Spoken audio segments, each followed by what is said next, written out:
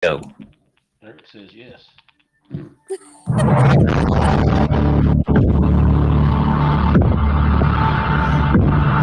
Is that too loud? Nope, not loud enough because I don't have my headphones. It's time to go. uh,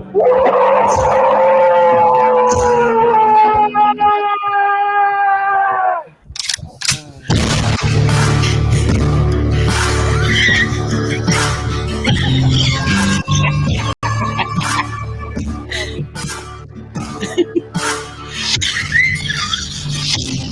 God. uh, From the hills and mountains of southern Indiana to the Lone Star State, Texas, we are the get hunters of them. the paranormal, truth seekers, mount up. See, hey, Lisa. Sorry, I didn't mean to call you Lisa. Tracy, we have fun here, man. It's not like other shows where everybody you know how it is, Tracy. All them other people. I Oh, know. I gotta stick up my butt. I'll leave it. I'm not saying no names, man. We just like to have fun and talk with good people. I'll say it over and over. I surround me and Lee. Like, we became good friends, and we like to keep a circle of good people, and I think that's important, especially these days and age. And shows like this. You want to separate yourself from the drama and the negativity to the real people, to the real people that wanna reach Yes. this. You know what I mean? Hey, David, we got a new one here. Uh oh. What and what is this? What is the name of this one? What is that? It's a koala bear. It's a koala bear. Look at him. I was He's at first waving at us. at first That at is first I looked so at it. It looked cool. like a pigeon. Oh, I love it. I love it. Oh, okay. I see. I was just looking at the nose. Thank you for that, Tracy. Oh Awesome. man. Oh God, let's break them all out. I got a treat. Oh, oh, Tracy did that. tree Tracy did peeker. that one. Tracy did that one. Oh, that's awesome. Oh, that is awesome. Oh, that's cool. Oh my gosh, thank you for that. That's the way to start a Oh show my with a laugh. gosh. Hey, that's a Oh, snuggly right there. That's probably Andrew's. oh yeah. It's That's usually cool. bigger than Andrew. That is so cool. Well, It's howdy everybody.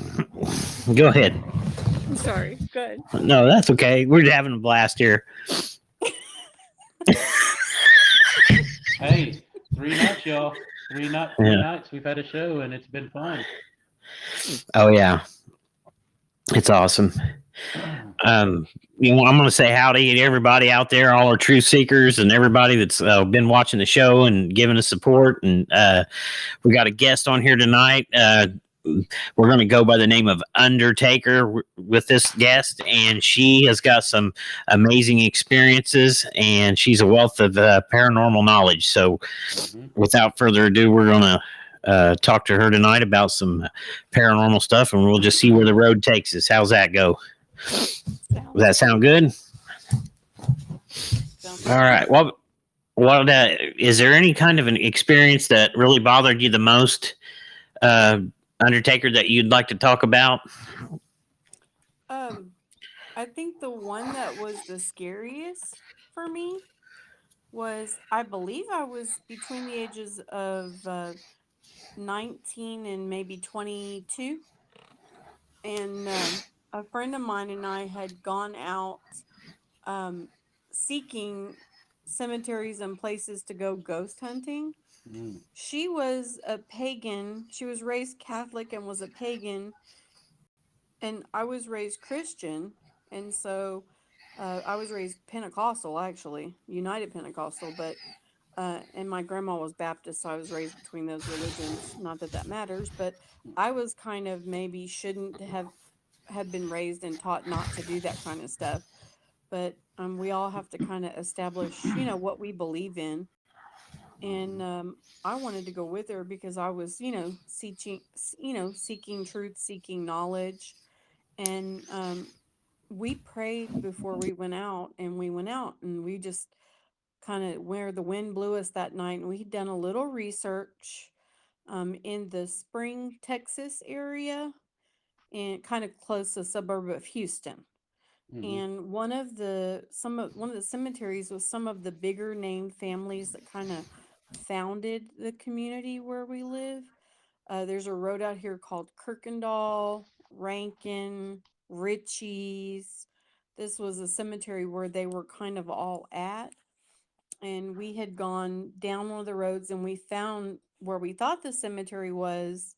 And there was another group of people that were out doing the same type of thing. And we didn't know these people from Adam. But we went with them and they were really nice. And we all went together. So there was about 11 of us, and we had set some candles on some of the graves and were, just seeing, with a tape recorder to see if anybody had anything to say, that kind of thing. And nothing really happened there. And they said, hey, we're going to go to downtown Houston to an old hospital called Jefferson Davis Hospital. And we said, okay. So we went with them to Main Street in Houston, and this hospital, from what I understand now, has been turned into condominiums. And it has a website where you can see it if you type in old Jefferson Davis hospitals. So, like, there's pictures and, stuff to back up kind of what I'm saying. If the website still exists, it's been a number of years since I've gone on it. But when we were there, uh, it was at one time also like a sanatorium and several different facilities, like for troubled youth and things like that before they locked it all up. And we were in there, and they were doing something kind of like a seance type thing, but I wouldn't have anything to do with that because to me, that was something that you don't do. And Mm-hmm. as we walked around taking pictures and going into different rooms, we found their crematorium. And while we were out at Ooh. the crematorium, something felt like it poked me through the shoulder. It hurt, like burning type sensation. And so Wow. I got out of Gotcha. the crematorium and I was talking to the friend that I was with. Since I don't have her permission to use her name, I'll call her Jack. Um, she went with me and we were going upstairs. I was about 6 stairs away from her, and she was wearing like a black hoodie and pants, and she got really upset with me. Stop trying to scare me like that. Because she stumbled up the stairs, and I said, I'm not touching you. And when we got to the top of the flight of stairs and we shined a light on her, she had three handprints and they were various Whoa. sizes on her hoodie. And I had never touched her. So we were like kind of about ready to go then, but we went ahead with them and toured through the rest of it. And a couple of, like, how you're hearing voices, but you can't understand what they're saying. Yep. And something grabbed my leg and left a handprint on my leg. And at that point, I'd had enough. I think we were probably in there for 45 minutes. And we bid the people that we had been with goodbye, took a couple of pictures with them, and we got to the car. And when we got to the car, we had the old kind of flip cell phones, like not the ones in the bag, but once they, I guess in the late 90s, maybe like 98, 99, The bigger 2000, ones. when they started the Yeah. first, flip phones, the big fat, Mm-hmm. big as your hand phones. Uh, and our phones both started ringing from numbers Wow. that we didn't know. And when we answered it, there Wow. was nothing on the other end, but it just Oh, sounded like y'all answered it. breathing. We got Whoa. off the phone and I called the operator, because back then you could call the operator still. And I Basic. asked who was this number from?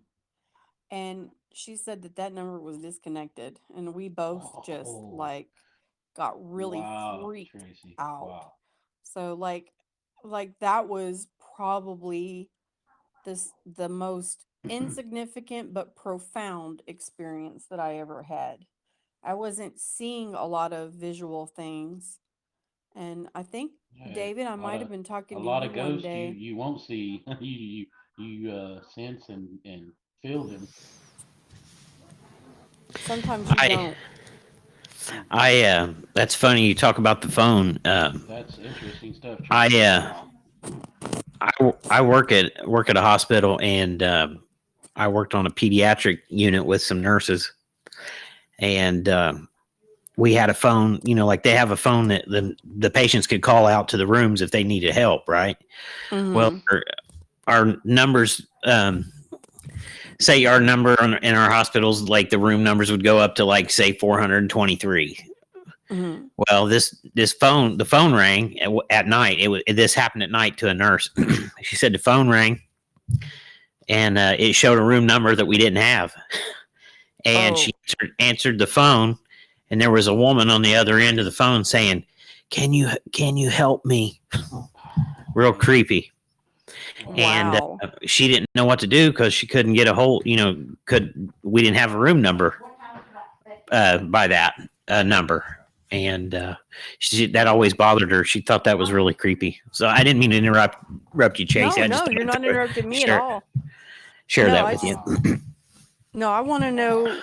I want to go know y'all's just as much. That was just the most profound one I had happened to me personally. I think. I mean, other people may think other things that happened were more profound to them, but did for me, that did was.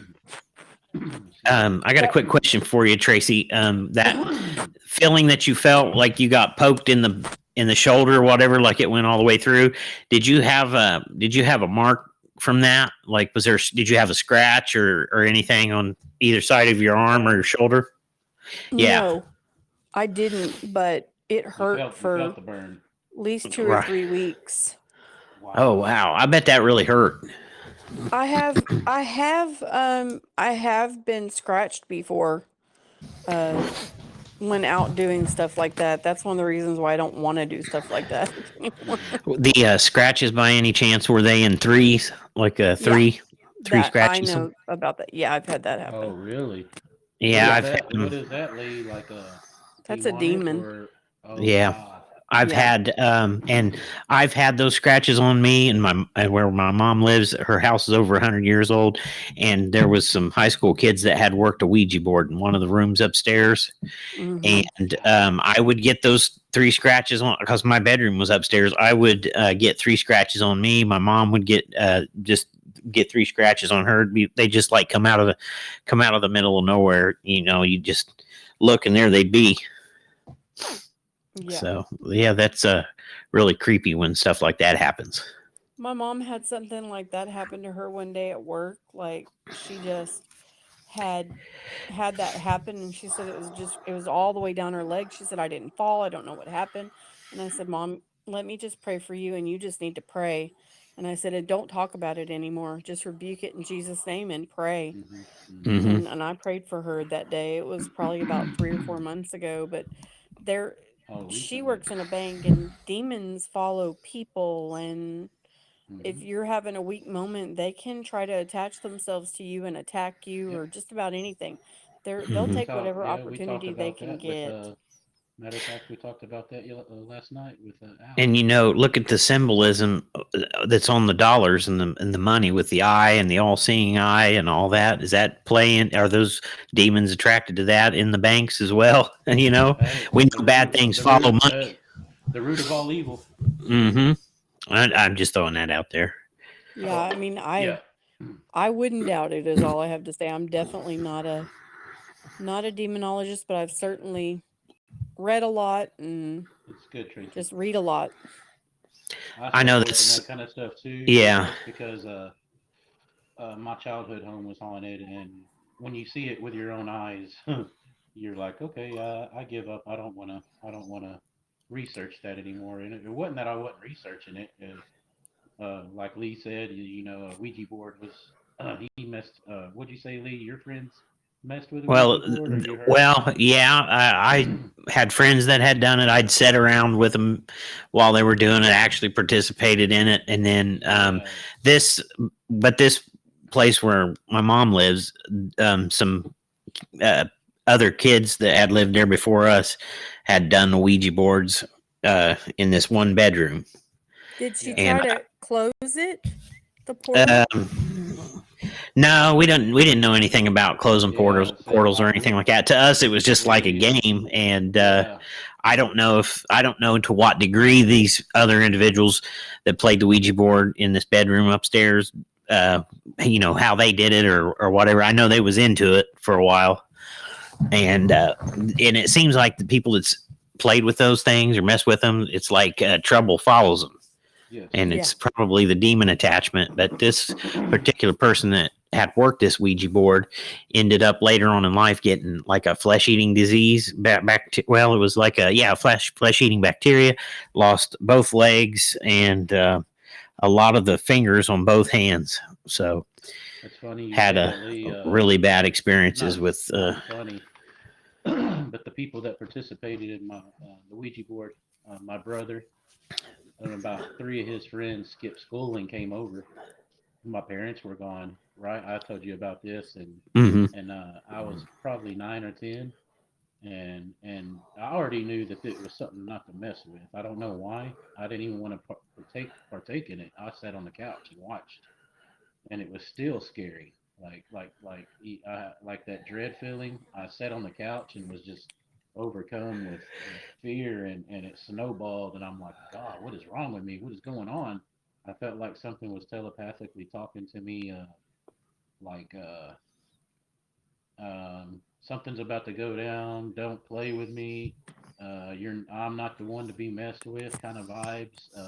And then, they're all over there having a good time, and they're not feeling this kind of stuff. I was, and something This told came. me like something told me like the last thing I remember telepathically. I say telepathically because uh, all those thoughts were in my mind, and it said, I'm not to be fucked with. Get out of this house right now.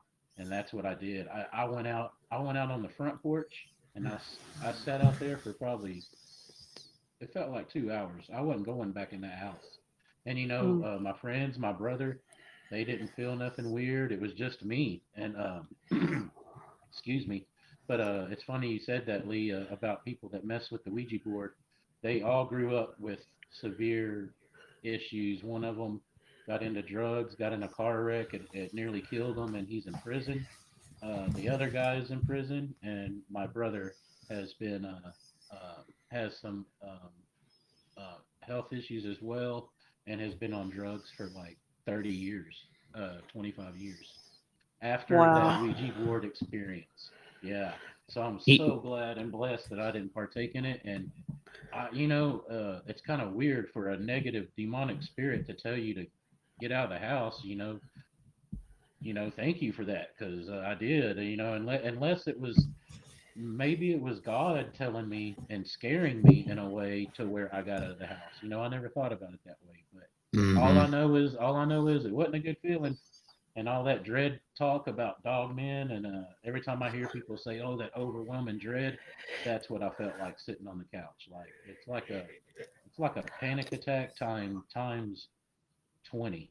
It's And just while you were telling, yeah, it feels like 5 or 10 funerals at once, and you're just Yeah. when you're drained and depressed and just negative, not negative, just physically drained. It's hard to explain, but after that, the weird things started happening in the house. Yeah, and when, I don't know if it was the Ouija board because I've talked to you about this, Lee. I grew up a lot around domestic violence, and my mom and dad didn't have the best relationship, and they had drug problems, and I think that kind of stuff fuels the fire for demonic activity. But I do definitely believe in my heart of heart that Ouija board opened a door, which made things worse because all that stuff wasn't going on until after the fact, and some things I'll explain that happened. It wasn't all the time. It was always something like 2 or 3 times a year, something bizarre would happen, and I will never forget this. One night I'm laying in bed awake, and of course I had the sleep paralysis when I was like 10 as well. After the Ouija board, that scared the shit out of me. That was just crazy, and thank God it never happened again. I can remember laying on my side and my eyes open like this, and I could see my mom in the living room with the lights on, and I'm sitting there going, no matter how hard I screamed, she couldn't hear me, and it was the scariest thing. In your mind, you're like, why can't my mom hear me? This is terrifying. And I couldn't move. Only thing you can move, I think, is basically your eyes and what you're looking at, and then you can thank God I shook free from that. But then sleep paralysis was over after that, and then but the scary thing was fast forward maybe 2 or 3 years later, I was 13, um, sleeping and not I wasn't asleep, laying in bed watching TV, and I didn't get no weird feeling come over me, nothing scary. All of a sudden, the freaking blankets, my comforter, I'm laying there and I'm wide awake, not asleep, not half asleep, nothing. My blanket starts slowly pulling off of me, and I'm like, is this really fucking happening? When it goes through your mind, you're like, is this really happening? Like, because it was so shocking, and I'm like, it is happening. And the more I thought about it, the next thing I know, it pulled off so slow. At the end of the bed, it pulled down hard to where my feet bent down like this. And man, Mm. I ran out of my room so fast. And again, guess what? I stayed in the front yard for probably another 2 hours before I went back before I went back in that room, man. And uh, stuff like that, doors slamming. Um, it got to the point where we got used to it. Like I would go, Dad, a door slammed, and he goes, oh, it's all right. And another thing is my dad's father built that home, and he passed away in that room that I slept in. Oh. So I don't know if there's a connection with that. He was a prankster, but my dad said that he doesn't think so, that he wouldn't mess with me because but you never know. But I thought that was interesting. He built that house and died of a heart attack in that room that I slept in, and then some other bizarre things was yeah, the cabinets open and would close. Uh, it wasn't stuff, like I said, it wasn't stuff all the time. A couple times a year we noticed bizarre things. Oh, and one time, this was kind of funny. My mom was jonesing for her cigarettes, and back in the day, 90s, 80s, mom, everybody smoked like crazy. And if you can't find your cigarettes, you go crazy, right?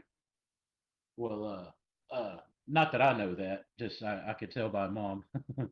Well, she was cleaning the house, right, and had it spotless. I'm talking house was spotless, and she's like, David, I can't find my pack of cigarettes. Help me find them. Help me find them. We looked. We looked at house. Looked in the house probably for over an hour. Couch cushions, you name it, under the couch. I mean, countertops, in the kitchen, on the floor, everything. We even went outside, and when we came back inside the house, she had 2 packs of cigarettes laying upside down on the counter where she just cleaned.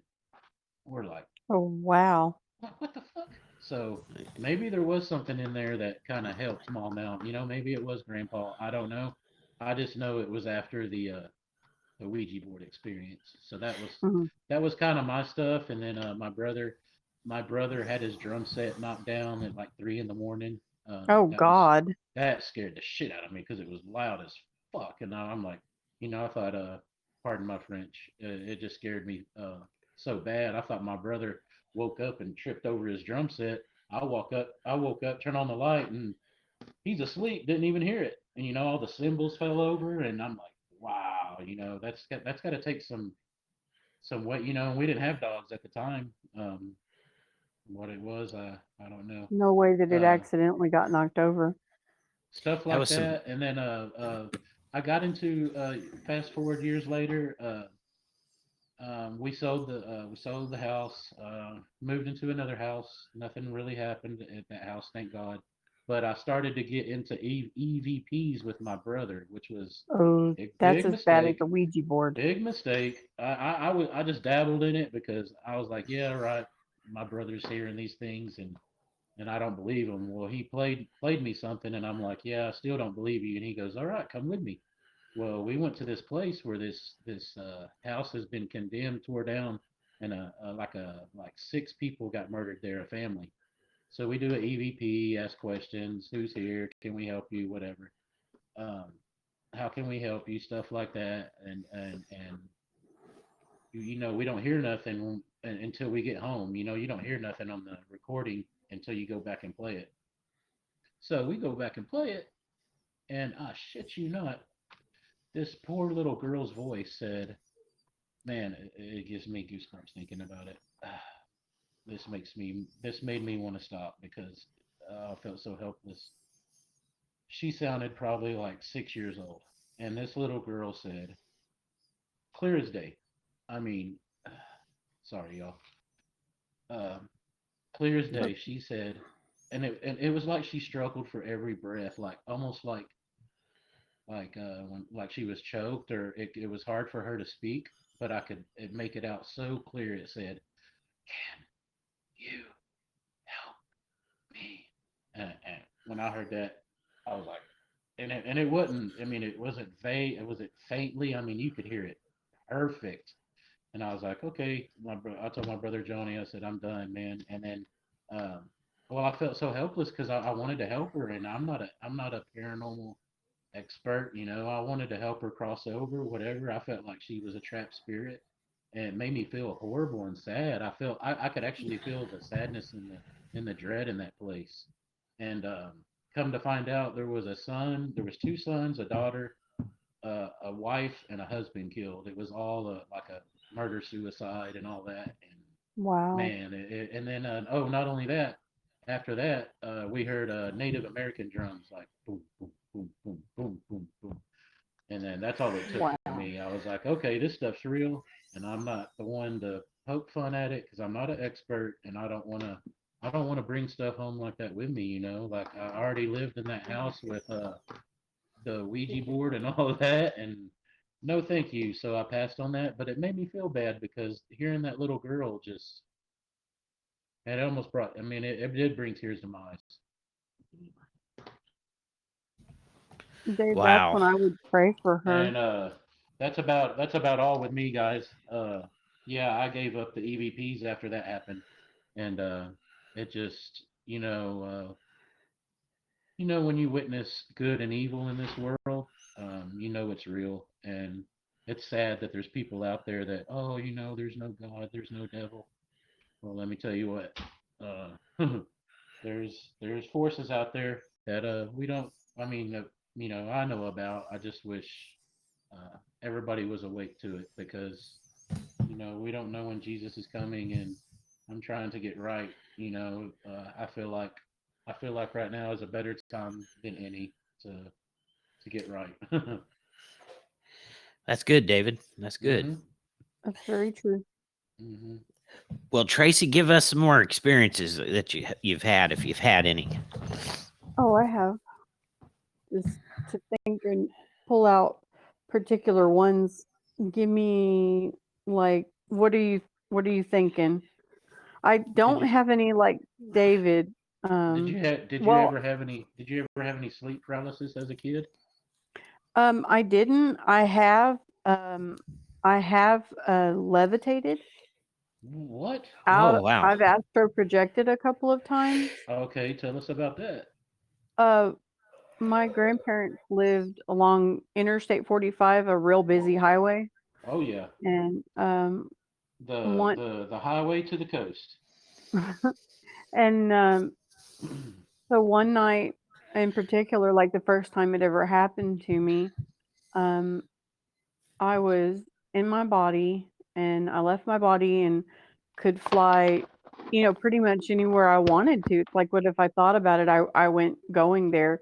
Like I could see my grandpa had Parkinson's disease, and he was in his room, and my grandma was in her room, and There we I there we went go.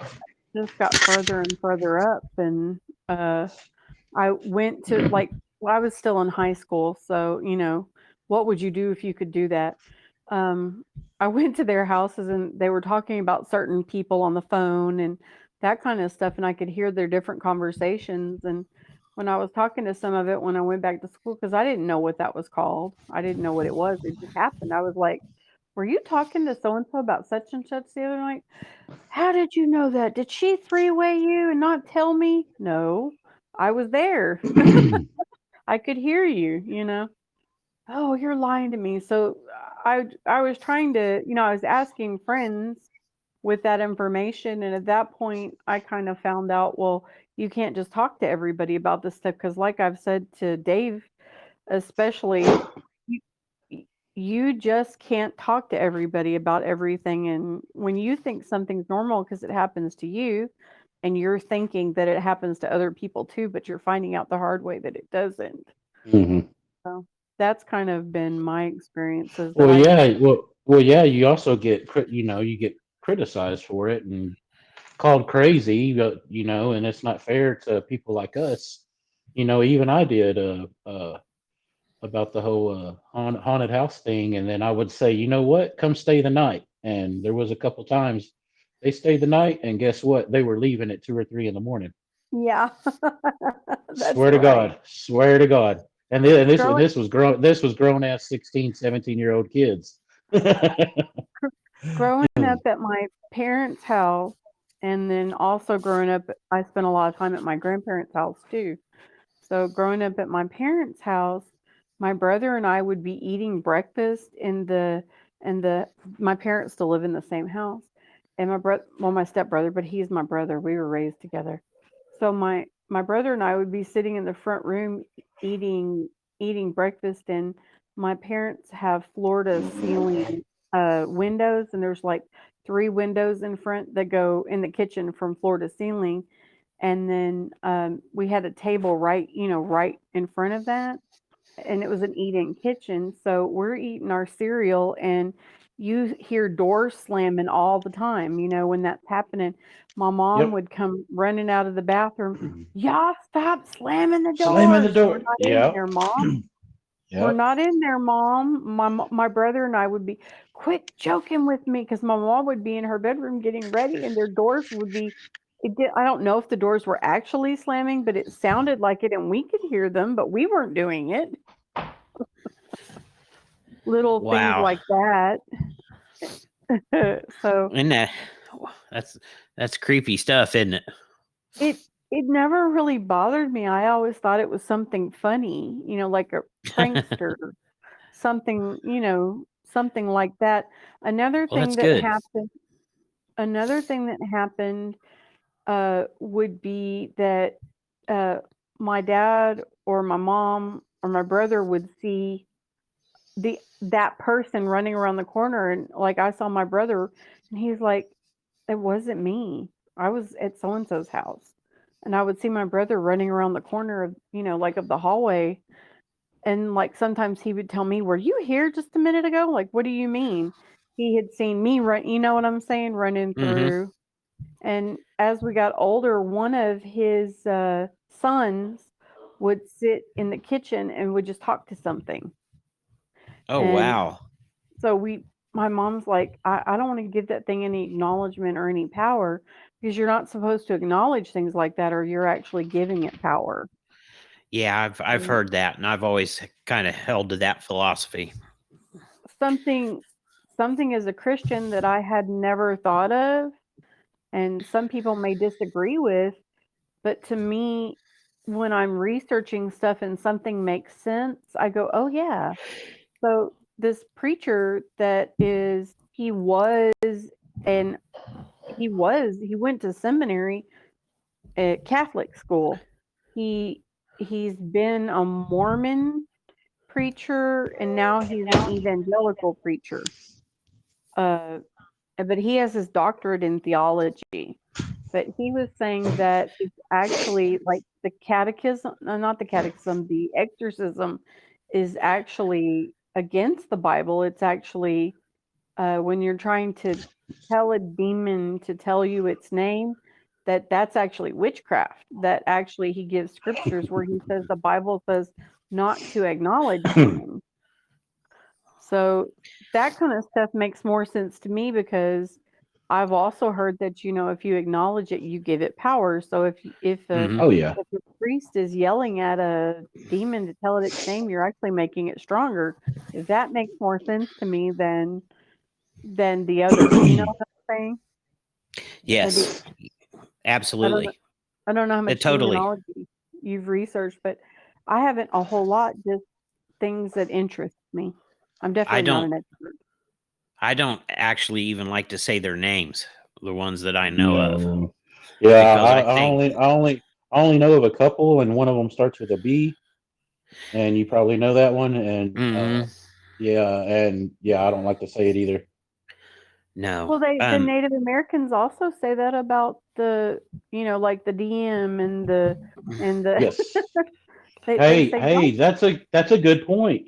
Tracy, a lot of I'd like to know which tribes it was. Maybe it was most Indians, but I think it's a lot of them didn't want to the talk about Navajo, the the Cherokee. Navajo, Cherokee. They didn't want to talk about skinwalkers, dogmen, and They don't even um, like to say the words you just said. yes, That's exactly. And right. That's right. I remember one episode of Vix. This lady was having dogman encounters on her property, so she went across to her neighbors that was a Native American and was like, "Hey, have y'all been seeing these weird dog creatures running around? I've been having dead cows and stuff like that." And the lady looked at her and was like, she was quiet, and she said all she said was skinwalker. She didn't say dogman, which I thought was weird. You Mhm. explain a dogman to someone, you would think a dog man, but she said was Skinwalker, and she left it at that.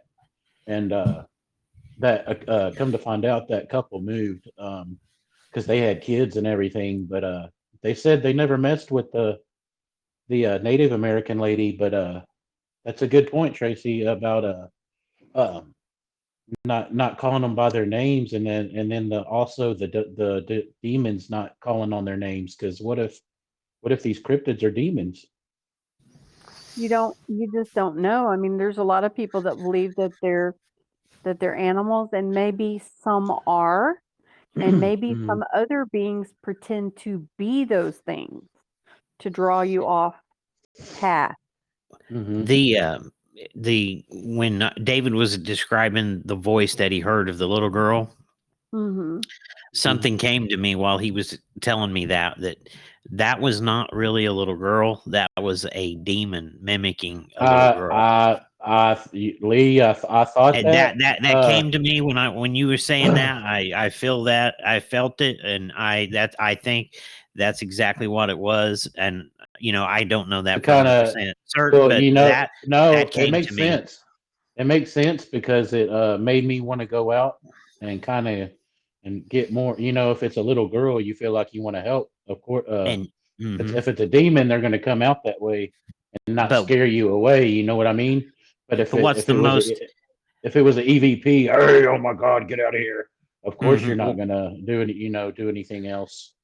but what's the most benign thing that you could think of that you would feel sorry for to get close, that it would mimic to get close to you to do whatever it wants to do, and that would be Man, a it small was the child, a uh, little girl.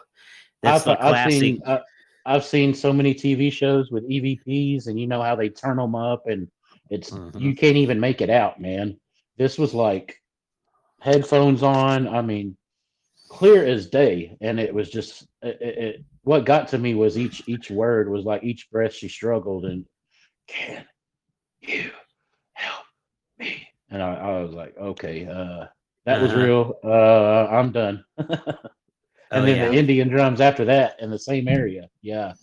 Maybe this would be an example of something like that, but not that. Um, I've been listening to like meditation, trying to meditate so that I can get back to where that happened, where I can do that again, the astral projection. But Mhm. I stopped because of this one event. I was listening to one, and his name is Joe Tracy, but he spells it EY. His last name EY, and it was to relax and do astral projection.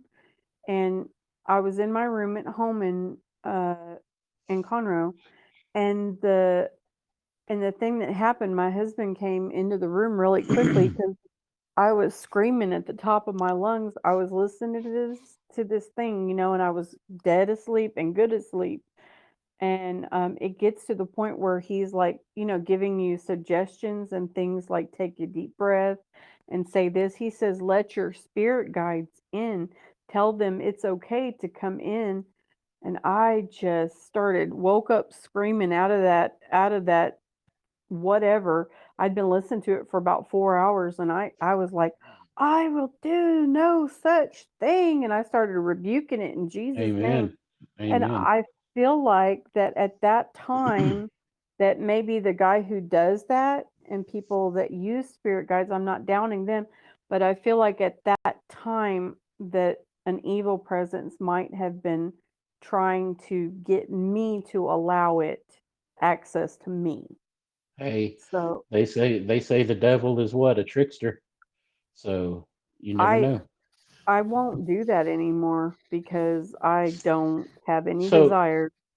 stupid question. Is astral projection just basically a way of meditation? Your body is if you can meditate to that level, the way Like your that they mind, like describe, your mind is awake, but your body's asleep? you leave your body. Your soul can leave your body, but you're attached to your body with a cord. So Wow, anybody can leave their body. I would try that. That sounds fun. Did But you what I'm reading about it though is that it's not a good thing. As if Really? it's evil, as if it's witchcraft. I'm trying to figure out because I Well, don't want to hey, go. hey, I don't me want and to go where I don't need to be. I won't say his name, but um Lee knows who I'm talking about. Um he had astral projection, and he kind of dabbles in some things that might be bad, but who knows? I mean, I haven't heard a lot about it, but it's interesting. But if it's did bad, I don't want to. I don't want to partake in that. did Tracy, when this happened to you, did you when you woke up from it, did you feel the vibration like your body feel like it was vibrating at a high frequency? I was so like exhausted. Mm-hmm. Like I have chronic fatigue syndrome and fibromyalgia now. Mm-hmm. And um I would say that this was, so much earlier in my life where I wasn't, but I Mm-hmm. felt kind of like like the best day in your life, like so exhilarated, but my body was so exhausted. Mm-hmm. The That's reason how I why I felt. the reason why I asked that is because the times that I've had the astral projection, you come out of your body and you know that it's not a dream because you have total consciousness and you can look all around you in every direction, up, down, sideways. You move, you can float in the air and move Yep. and go basically Wow. where you understand at that moment when you're doing it that you can go anywhere you want to do. But here's why I was asking about the vibration. Mm, If you take a tuning fork and you strike it, a tuning fork is a solid object, which our bodies are a I solid know. object. You hit the tuning fork, and the tuning fork vibrates at a frequency where it makes a mirror image of itself. Mhm. And to me, that's what it felt like when I came out of the astral projection, was that I was vibrating at a high rate. And Mhm. I think what happens is our bodies are vibrating at a higher frequency, or whatever the energy is in our body, we're vibrating at a higher frequency, and the spirit or soul comes out of the body, and it makes it's a image of the physical body. And then once you come back in, the vibration is slowing down, and that's what I felt when I had it happen to me. But It, that's it the but whenever the tuning fork starts to slow down, it goes from two images down to one. and So comes back. comes back, yes. Wow. So, but that's the best way that I could describe it. The It Go ahead. the thing that I learned about the cord and all that stuff is just basic research I've done on Mm-hmm. astral projection because I didn't know what it was called and what happened to me. I just knew that that happened to me. Once I didn't even will it to happen to me. The second time I relaxed and was trying to do it and it happened to me. But both in my 20s, and I'm in my 40s now, so it doesn't matter that I'm in my 40s, but I just haven't been able to, I guess, calm down enough to do it. I don't know. Yeah. But then I would rather not do it if it's not something I should be doing. But I'm trying to Yeah. determine that. Me neither. Um, it was interesting. You was talking about the tapes that you were listening to, and to get into that state, it was like a what is it? Was it like a mantra thing you were saying over in your mind and listening to sounds and trying to get into a meditative state, basically? Like I didn't say, I wasn't saying anything. I was just like listening to it. Just Now listening to it. take a deep breath. And Uh um huh. that guy, his name is Joe Tracy. So if anyone wants to look it up and go see what I was talking about, you can go look up his stuff. I still listen to some of them. It's just I'm not going to listen to that one again because Wow. he was saying open your mind to your spirit guides and stuff, and I Mm. felt like an evil Hey, it could was be any Coming kind of in spirit guide. It could be elaborate on spirit guide. Come on. here's something I'll run by you guys. My grandmother passed away, and my they sold my grandmother's house, and that was a place where we went to and visited all the time. right. And we basically I grew up in there. Had a lot of childhood memories. My mom grew up there, and all our family was close, and we loved Big Mom, which that's what we call her, Big Mom. But anyway, one day I was talking to my mom, and I was telling her this dream that I was having, where they sold the house, and I would go back into the house, and I'd be in the bedroom where looking around where my grandmother used to sleep and everything. We'd go in there and watch TV with her. She had a TV, and we'd sit on the bed with her. But anyway, I would go into the room, and I'd be standing in there looking around at everything, and she wasn't there. But I would look out the window of the house, and I would see the people that had bought the house, and they were coming home. Well, I had this feeling like I'm not supposed to be here. And so I would try to sneak out of the house. And so I would go down the hallway to my grandfather's bedroom, and there was this like door in the back of the bedroom, but there really wasn't a door. And so I'm telling my mom this dream, and I get to the part about the bedroom, and then she finishes the dream. Oh, wow. She's having the same dream. So she starts to tell my aunt about the dream, and my aunt finishes the dream. We start telling my cousin What? about the dream, and my cousin What? finishes the dream. We're all having this. Whoa! We're all No having this way. same dream, and so what my point is the people that lived in that house, they didn't stay very long, and I often wondered if they thought it was haunted. And here's where I'm going with it is maybe sometimes we are the ghosts, and we go there and Oh, travel okay. into the spirit, and we go into the house. And because we are mourning, our spirits are mourning the loss of our loved ones, and going and searching in the house. Maybe that one spirit put that dream in all of y'all. Mm-hmm. Like a full length movie. Like I'll Yeah. show them. Maybe it was That's maybe it was wow. grandma or grandpa putting y'all all together to let y'all say goodbye so That's that a you good could point. grieve. Mm-hmm. Yes. Hey, that's a good point. Yeah, that is a good point. I like Yeah. that. Mm-hmm. And you could all And talk about it, and it would be a memory. Yeah, we were and getting otherworldly counseling. well and if you think about how many, I go back to, I hold true to my Christianity, but at the same time, when you go back and look at all the different religions where they all talk to their ancestors, and they'll say so and so will be there. And even I've had dreams like that. I've had dreams where my grandmother's father, Yeah. he's been with me throughout my dreams, throughout my childhood, throughout my adulthood.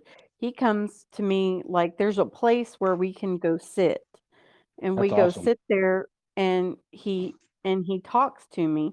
And sometimes he would just hold me in his lap and like rocked me, and I couldn't see his face for many years. And I finally started to see his face, and I said, "Oh, Papa, it's been you all this time." And I'm like, Oh, "It's been you?" And he said, "Yes, darling, I'm always here with you." So I can't say, "Oh, that was an evil demon," just because nah. some of the some of the way I was raised, they believe that if it's not of God, then it's a demon. And that may be true at some point, like a devil pretending to be something to draw you away from God. That may be true sometimes. But sometimes things like that you experience I that don't believe isn't the devil. I don't believe all ghosts are demons. Just from my own experience. But Right. I mean, I could be wrong, but that's just my opinion. My Because I had my grandmother come and visit me too when I needed her the most. I told Lee about it. I think you told me and Lisa about it one The night too. Yeah, about the smells. Yeah, the other Uh-huh. house I used to live in. Yeah. I started having a real bad panic attack. I was home alone, and I thought I was having a heart attack, and that something told me to pray. And what was weird, instead of praying, I was praying for my granny, and I never to this day I don't know why I wasn't praying to God. I was actually praying to God and granny for some reason. Like You I were need praying to somebody God and talking to Granny. yeah, and I mean, she had been already passed away for 15 years, but And then you say, what if I was we closest to kept her. praying? She raised me, and I loved my great grandmother. But as soon as I started praying, um, man, the peace, it's the peace and the love in the house. It was awesome. It was like um, it's hard to explain. Like a warm blanket came over me, and Mm. all the fear was gone. And then get this, after about 5 minutes of that, I'm like, okay, I'm good now.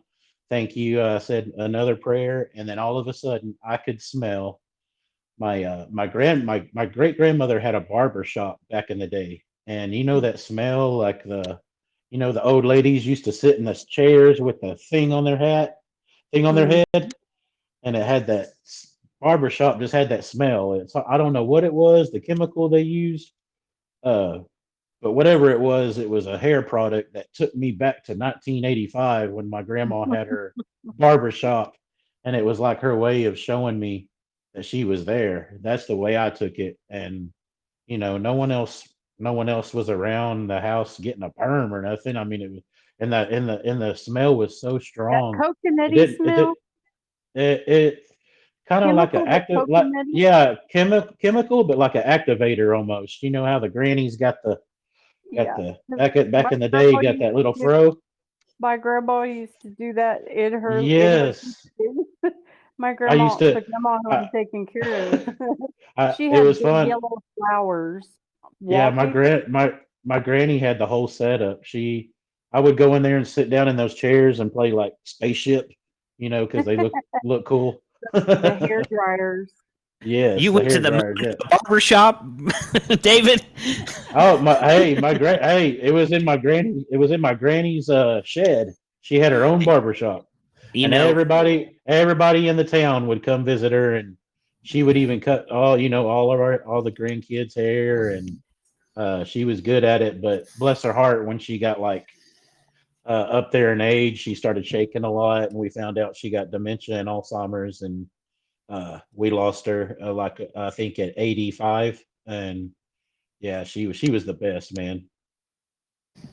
what an Wow, awesome memory, David. that's a good That was memory. awesome. I guess it was weird. The only person besides God praying to, I guess in my mind, I was like, who else would I want to come down and comfort me? And the first person I thought of was my granny, and it was like God sent her down immediately, and that fear and everything went away, and it was the smell. She left me with that smell. I think that was a memory too. So she let not just to let me know it was her, but I could have that to hold on to, just like I'm talking about it now. I mean, it created a memory, like Tracy said. Hmm. And That's That's I cool. think Lee, didn't you have experiences with your grandpa or your father or someone in your yeah. family cigar smell? Yeah, it was his aftershave. I could smell it while I was out Right, collecting wood aftershave, out in yeah. the woods. Aftershave, Absolutely. that's right. And You I were could out in the feel woods and smell it? That's cool. yes. That's him hunting with you right there, Yep. buddy. I sure was. I was out collecting wood for the fireplace, and I I bent down to pick up a limb, and I stood up and I could smell his aftershave, and it was a real pretty little snow coming down. And when I come in the house, my wife could see a spirit behind me standing, Oh, kind wow. of see through. Wow. Yeah. I mean, I mean, what And to smell aftershave in the woods? Come on, man. That's your Gramps. oh yeah. And when that happened, I immediately knew who it was, and I said, "I love you. Yep. I love you, Dad See Birch," that? because that's what we called him, See, was Dad Birch. that's me too. I knew immediately when I smelled that. I just knew immediately, and I'm sure Tracy, you knew too right away. With your grandpa holding you and everything. So I want to believe that there are guardian angels that can come down from heaven and go back. I really do believe that. But there are a lot of paranormal researchers that will say all ghosts are demons, and man, I just don't believe that. I have to look more into the Bible. I'm not, I admit I'm not perfect. I don't know a lot about the Bible, but it's something I would like to maybe ask a pastor or something like that. But I like to have my own beliefs. The Bible says that there's a great gulf that separates the living from the not living. Like once you pass over, Hmm. that basically they move to another side, and that there's a great gulf between the both of them. So I have Hmm. that scripture, that bit of scripture to go off. But then also, if you go back to King Saul, yeah, David, King Saul, and his son Jonathan, uh, when Wow. King Saul had gone off into his latter days, where he was like picking on David and chasing David, and David had already been anointed by the prophet Samuel as his successor. He was going to be the king after King Saul was through. So Saul already knew this, and David had killed Goliath, and the whole parts of the Bible stories. We skipped to all that to right before Saul died.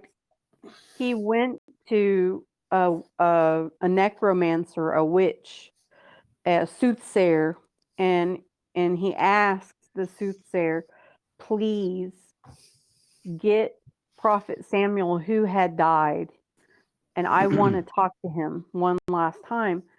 So she did, and um, Samuel says to him, this is not word for word, scripture word for What? word, but he basically, I'm just Jeez. summarizing it, basically says to Saul, why are you disturbing me from my rest?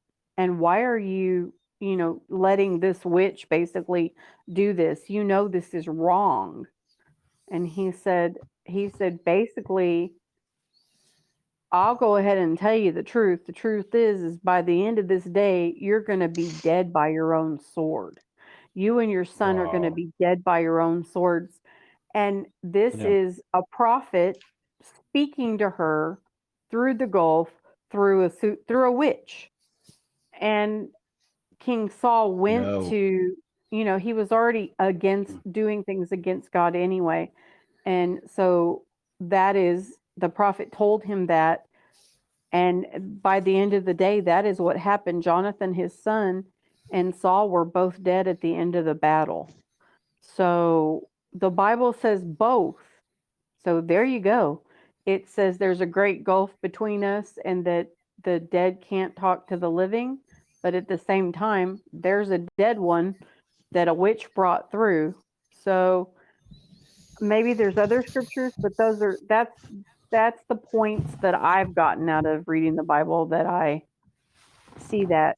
And it is a bit confusing. So even when you go searching, you don't always find the answers. I just try to pray and say, Mm. okay, God, lead me. And I know that maybe other listeners out there, if if there's somebody who knows the answer to that, let us know. We want it. We want to hear it. Yeah. Absolutely. Interesting stuff. Yeah, I I'd have read the heard. Bible 9 times. So I don't know a lot, but I do know maybe more than some people. That's good Hey, stuff, Tracy. That's really yeah, good. you know what you said is you know a lot. I can tell. Absolutely. Hey, I got something to share with you guys about. You were talking about the EVP. I'll try Mhm. not to be too long so we can let Tracy Oh. talk some more. Oh, I don't need to. I like to listen. My friend, awesome. Um, we, I used to live, rent a room off of an old Vietnam vet, and he was a sniper in Vietnam. And for some reason, being over in Vietnam, he picked up like Buddhist stuff, and he was very interested in the Buddhist religion and this and that. And we would sit and have many conversations about Buddhism and all kind of like reincarnation, different things like that. And he was going to try to write a book about his experiences in Vietnam. So he had bought him a computer. He didn't know how to run it very well, so I helped him, get online, get everything set up. At the time, it was I think it was Windows 98. That's how far back it was. Oh, yeah. And Good old days.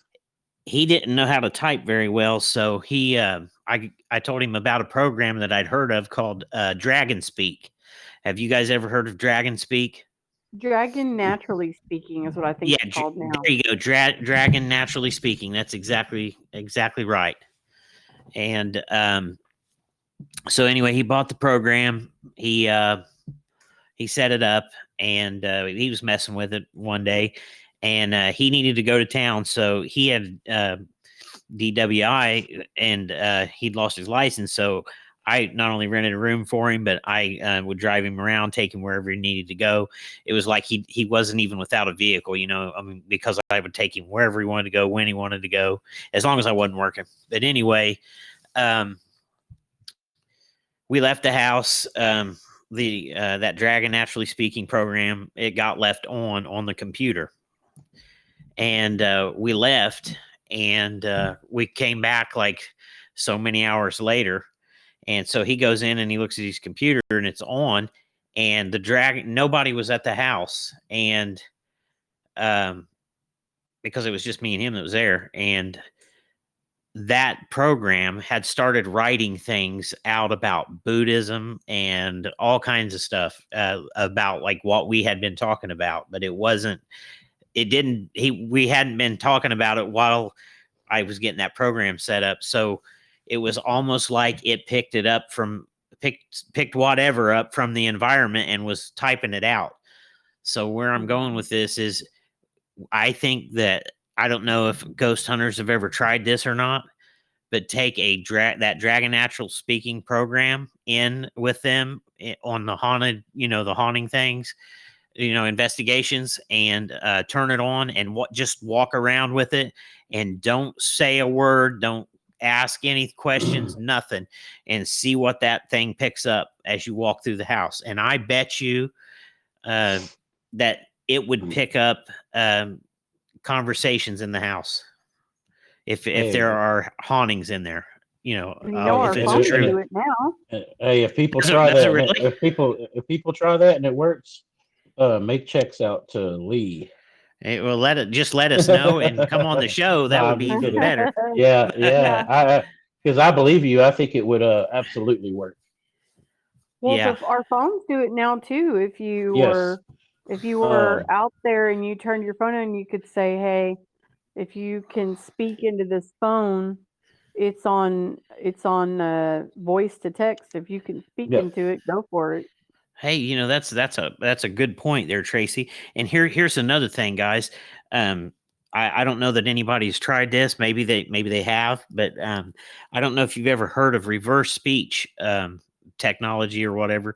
But if you speak a sentence forward, it will, in reverse, it will tell what you're really thinking. If you're lying, it'll tell what Whoa. your true intentions are, and they Whoa. actually will do reverse voice speech analysis on world leaders, and you'll hear some really disturbing things playing backwards of like what the true agendas are. And Wow. I think it's a good way to vet people to see, if they're a true character, to find out what their true character is. And here's where I'm going with it. All the EVPs that everybody gets. Why don't they try playing them reverse and see Well, what how do you messages they do get in that? Because reverse? that would be cool, even if it's just to like listen to yourself. Yeah, you can do that, Tracy. You can, read something and play it back and see what it plays. And there's John Lennon, for example. I believe is the one that came up with backward masking, where you could play basically the messages on the records where you play it backwards and you hear the messages on the record. Yep. That's exactly what this reverse speech is.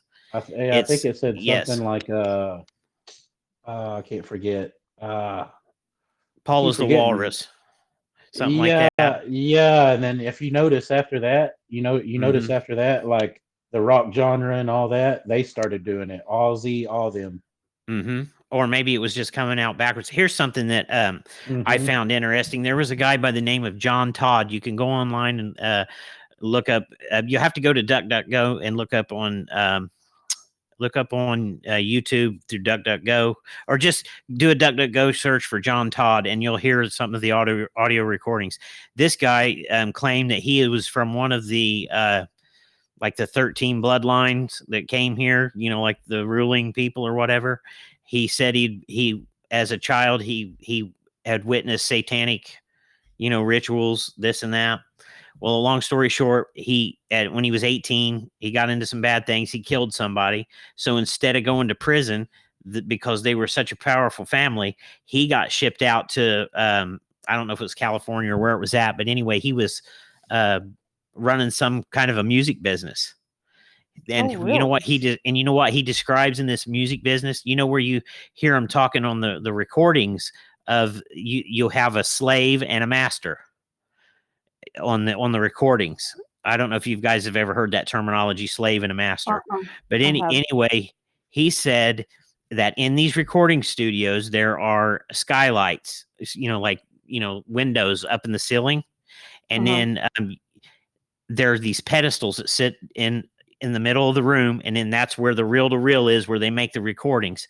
Well, there's a prism that sits in front of the reel-to-reel that shoots light onto the tape as it's recording. And he said that on nights of a full moon, that the witches would come in and they would do basically put demons on the records, and to get a hit record, they would put that energy using the moonlight through the prism onto the recording device to put these demons into the records. And so anyway, he ended up disappearing. So fast forward, I listened to that, and I have a buddy that I work with that actually went to school for sound engineering and sound recording, and he had lived in California. He got so disturbed at some of the things that he saw. He actually worked in a recording studio where Michael Jackson had recorded. He had done sound, worked on the sounds boards for bands like Metallica and famous rap groups. He even helped produce music for some rap groups and stuff. But anyway, I asked him, I said, when you were in those recording studios, did you ever see the skylights and the prisms in the recording studios? And he said, how did you know about that? And I told him how I knew about it. And he told me that basically, he's a good person. He's like us. And this person came to him that was a sound engineer, and basically in a roundabout way, he basically told him he was too wholesome or pure, that and that maybe this just wasn't for him. He wasn't a dark enough, spirit. Right. But anyway, he had a good heart. Yes. And he said that out in California where he was at, that there's what's called they call them these hermit millionaires, or and probably billionaires too. He said these people look like people that would be like street people. Like you would think they were homeless. That's how bad their hair and the clothes and everything looks. But he said he was approached by one of them and basically told, you will make me a hit record here or I will have you killed. He packed his stuff up he packed his clothes and stuff up in the middle of the night, left all of his gear behind, his car, everything that he had there. He left it behind. His uncle got him a train ticket. And in the middle of the night, he packed up and took like his clothes and the things that he could take, got on the train and came back to Indiana and never went back to California. Oh, wow. I So, believe it. Holly so weird. that's just a little tidbit for you guys. And that John Todd, you can find all that audio online. I'll dig around and see if I can find it, and then I'll drop it on our Hunters of the Paranormal Telegram page so you guys can see it. Okay. But Yeah, he had turned into a Christian. He'd been into all the satanic stuff. He described, he talked about the Illuminati, the whole 9 yards, and it's very interesting stuff. But I thought that was kind of cool that I had found someone that corroborated some of what he talked about, especially with the prisms. And if you guys know, are you guys familiar with Pink Floyd? Or Pink Floyd. Yeah. You know, they do the album cover. They do the laser show and all that. Yeah, she just said it, Dark Side of the Moon, where it's got the prism on the front album cover with the rainbow coming through it. There you go. Does. Mm-hmm. Wow. Those dudes know some. Those dudes know some stuff. And how big of a hit record was that? Absolutely. Jeez. That's amazing. Absolutely. I'm talking all this stuff, and we got a helicopter coming in right now over the house. This is weird. Get to the chopper. Get to the chopper. Get to the chopper. Donald's coming. Donald's coming. Get to the chopper, Chance. Get to the chopper. Uh-oh. They're coming for Squatch. They're squatching you. Yep, they're squatching me. Instead of somebody's watching me, somebody's squatching me. Are you trying to get ahead, my man?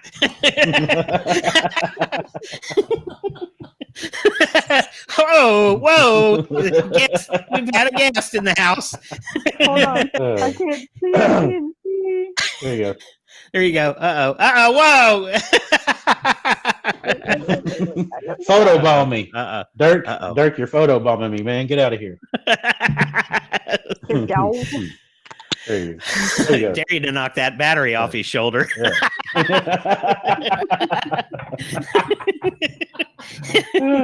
But do you remember that commercial? That was so long ago. I had to have been 6 or 7 years old. Robert Conrad would stick a battery on his shoulder and say, I dare you to knock this battery off my shoulder.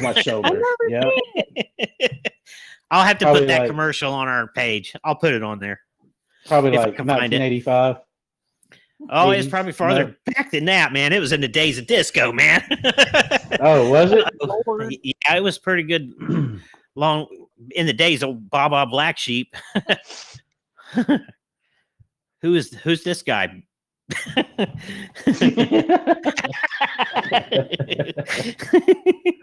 Oh, cool. Man.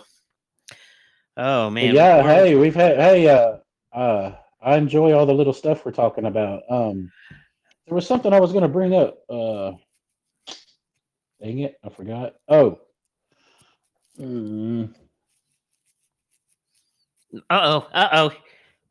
It's the King Koala. It's King Koala, David. We've got another guest here. Oh. Thank you, Tracy. I wanted to know. That's cool. I wanted to know Tara's little paranormal, even though it's short-lived, if she don't mind. Or can you tell it for her? I could probably tell it for you. She's in bed right now, but okay. She worked at a Ivy Tech, and this particular Ivy Tech, I ended up doing some research because I didn't want to go in the building, because the first time I ever pulled into the building, or parking lot where she worked at, I noticed that there were mounds around the building, and I believe there was Oh. Indian they were Indian burial mounds, basically, as what I think they are. I could be wrong, but anyway, I would I didn't I the bad there was just bad energy in the. Thank you, Trick. That's cute.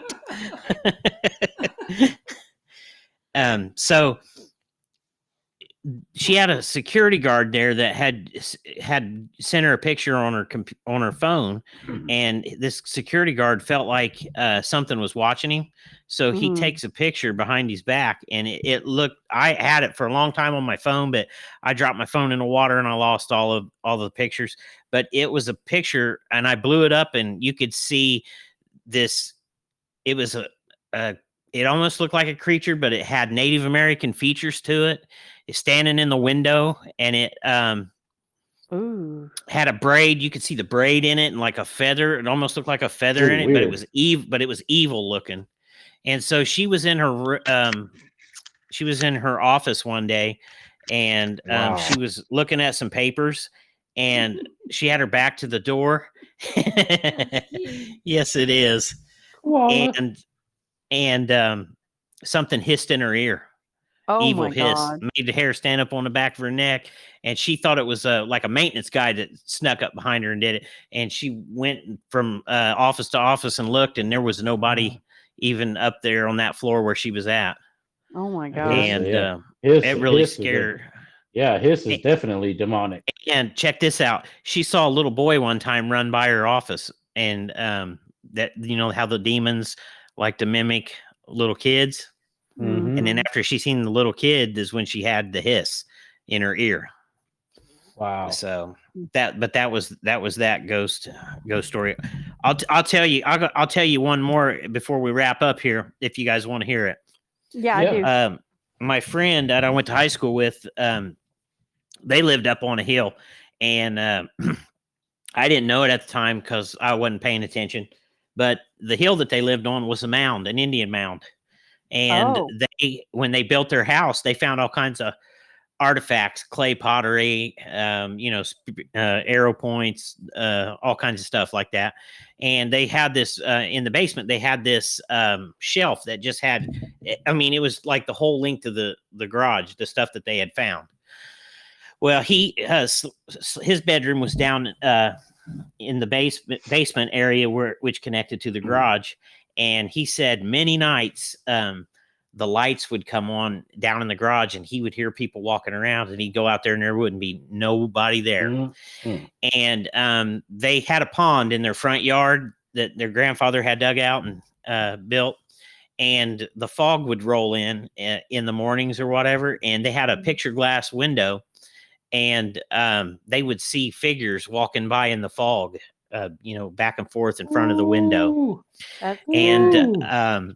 Ooh, that's a the Charmin real moment. the real kicker here is they were having a party one night, and they were playing. There was a bunch of them. They played hide and go seek, and he had like this stairwell that led down to the basement to where his bedroom was. And like it was the kind where you go up one little flight of stairs, and then there's a landing, and then it goes back up to another flight of stairs. And so they're playing hide and go seek, and they're sneaking around. And I don't know if it was either him or one of his buddies saw somebody standing on the stairs, and they had their back to this person, or this person had their back to them. And so they went to reach and grab this person from behind, or grab him like a bear hug to say "gotcha," and their arms went through this person. And it wasn't a person; it was a spirit. Whoa. Spirit. Oh, how Whoa. scary. All the way Yeah. through. Wow.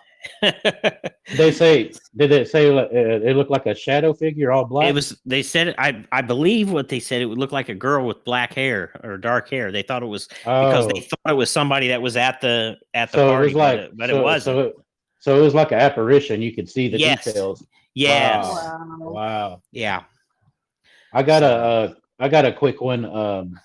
I just thought about when I had my ankle surgery. I had to stay a couple nights in this old JPS hospital in Fort Worth, but they have a new one now. And the old one had some rumors, it was haunted. And I remember I had the surgery, woke up from the anesthesia, and when you wake up from that, you're super like messed up, drugged up, Yeah. and I could hear, I, c- I, man, I crap you not, dude. It was just so freaky.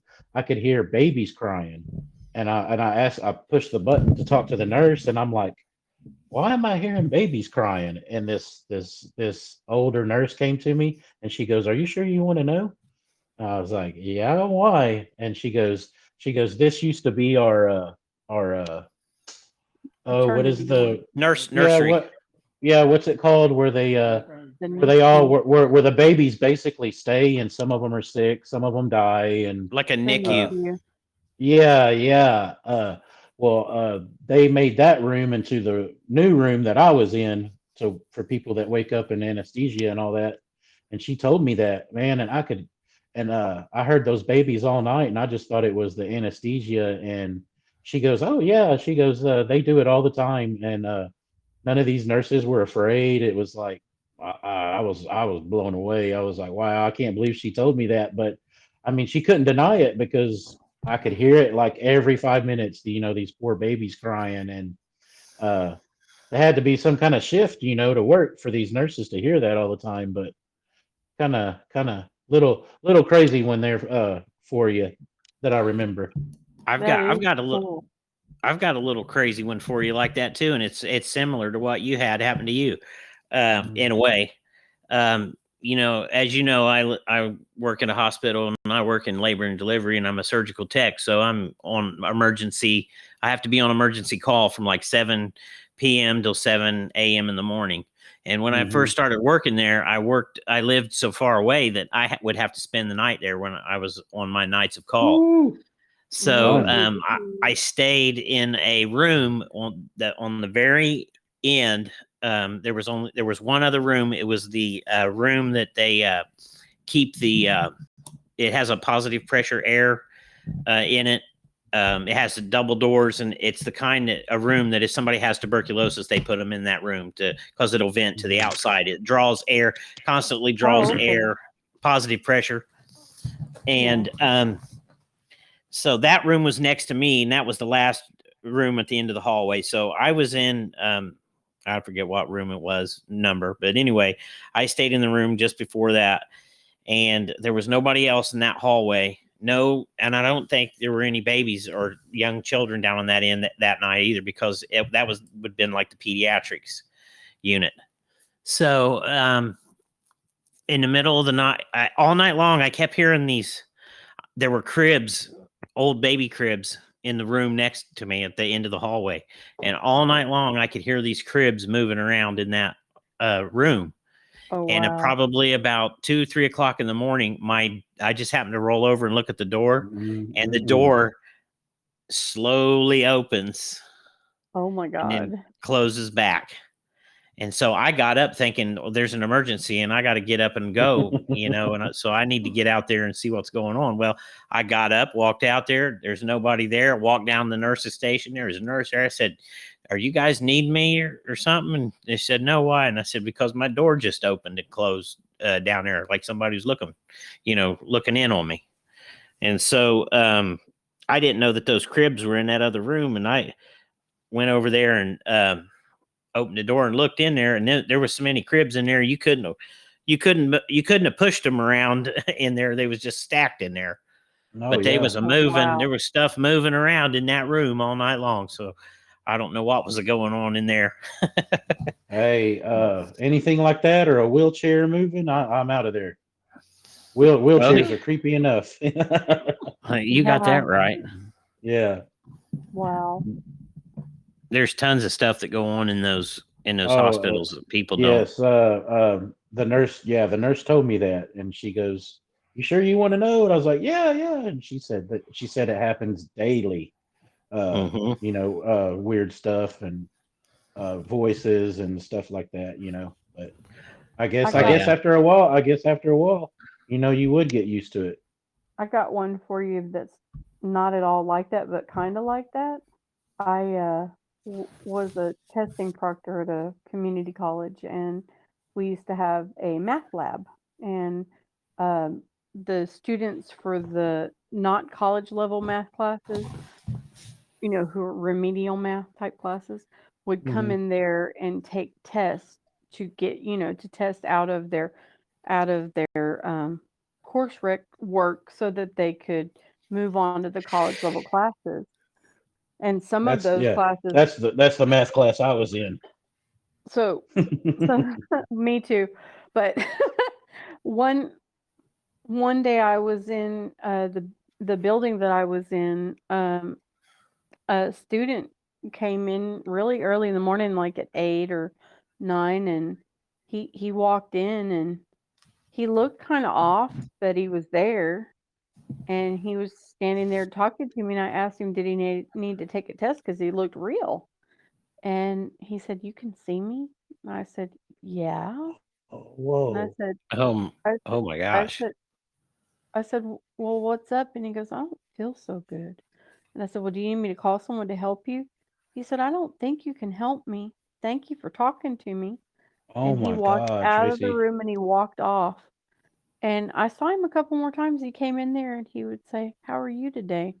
"Well, I'm okay. How are you today?" I said, "You get up early." I said, "How come you come in the math lab and you're not taking a test?" He said, "Well, I was supposed to take a test."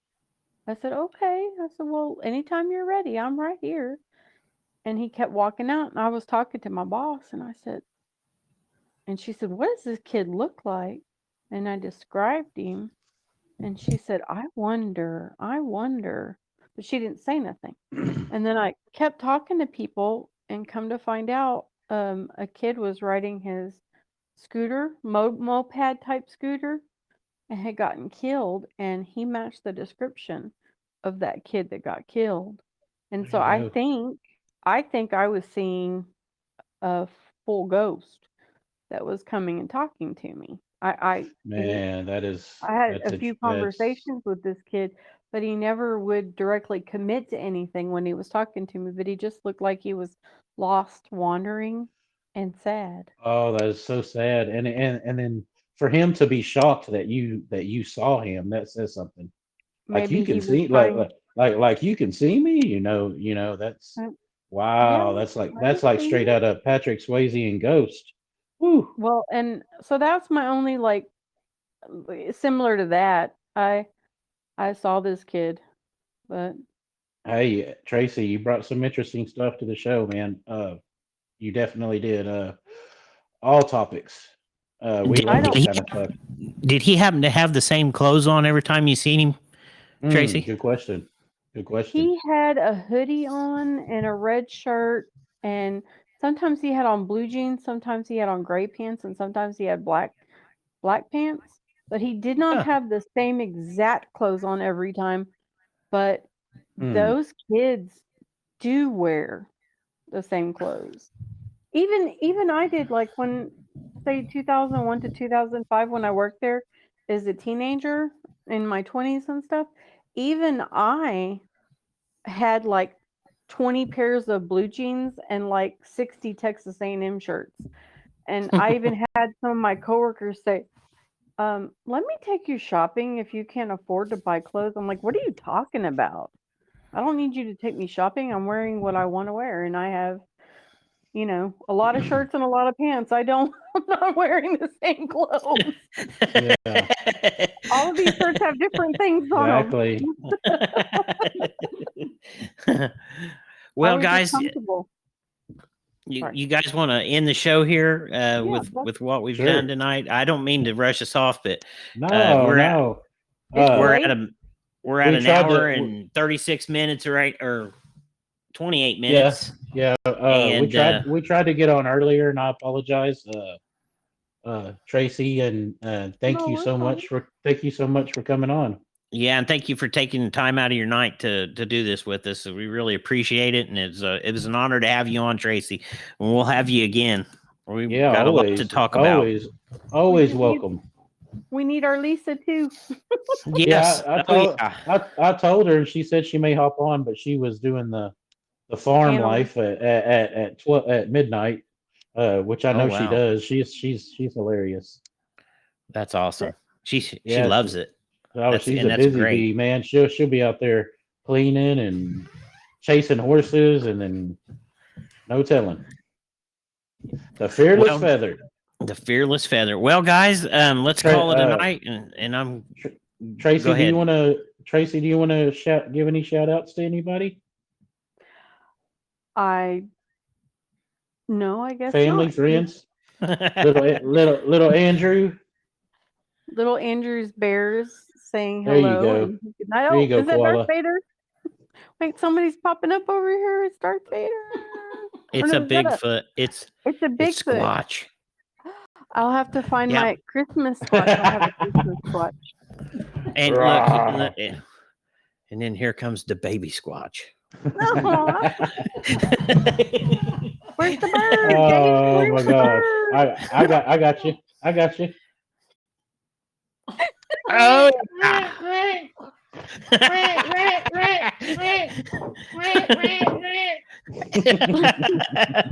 Let it never be Oh, said we're man. not having a good time here.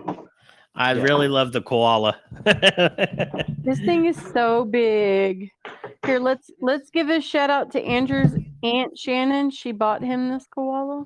There you go. There you go. That is awesome. And I guess you already gave one, but I'll give another one to the Fearless Feather. Shout out to the Fearless Feather. Yes. George Bush. Got to. Is who? Fearless feather. Is that George Bush you're showing there? George Bush. Oh man. Oh no. Who is it? Who is that, Dave? That's my that's my Dirk Nowitzki bobblehead doll when he got inducted into the Hall of Fame. He says, "Oh my goodness, Oh my gosh, that's great. you're He making says- the he koala says- thing is good." he says now mind you. Okay. But yeah, oh wait, I'll give some quick shout outs. Okay. Good friends, Paul and Kurt. Tom Cardos, he's been helping us out a lot, supportive. Al and Brian, man, can't thank y'all enough. VC, Vic Cundiff. Without you, man, we wouldn't even be doing this. Steve, forgive me, Istal. Nadal, Steve Istal, Istal, yeah. How to Hunt. Man, he opened the door for a lot of people, and a no BS kind of guy, and I love that. That woke me up too. And my good friend Miguel, he emailed me and friended me from Sasquatch Theory. Like to have him on the show too. He's got some great documentaries. I've sent some to you, Tracy. And matter of fact, I think Lee, you sent me some of the the Missouri River and all that. The killing fields. Yeah, the killing fields. That was, man. That was just awesome. He does some great work for someone by himself, And then of course, Lisa and Tracy, y'all are on here. We miss you, Lisa. Could have made it. Wish you could have made it. And then Jeff in the Woods. Hey, I got one other one I'd like to throw in there is Sasquatch Chronicles with Wes Gerner. And there you go. And I forgot Old Bear. And we can't forget Bushwhacking with the Rooster. Yeah, Antonio too. And yeah, brother Antonio, yes, and Stewart, don't be shy, man. If I can do this, you can do this. We Is can. You don't have to Antonio's show your channel face. called- Oh, sorry. You can have Antonio, a koala bear. Hey, David. Hey, David, tell that guy that you're just telling that not to be shy. Tell him to get to the chopper. Yeah, I'm going to. Hey, get over here. Get to the chopper and come on over. Stuart, before it's too late, you got to get to the chopper. All right, guys. You're gonna miss out. I'm gonna play our outro and we're gonna sign off. Okay, guys. It's All a right. tumor. It's a tumor. It's not the Toma. It's Oh, my man. brother. Hey. Oh man. Thank you all again, man. That was fun. Yeah. Thank you, Tracy. Bye. I love this. Awesome. Good night, It's fun. everybody. Good night, Awesome all. song. You can meditate to this. Oh yeah.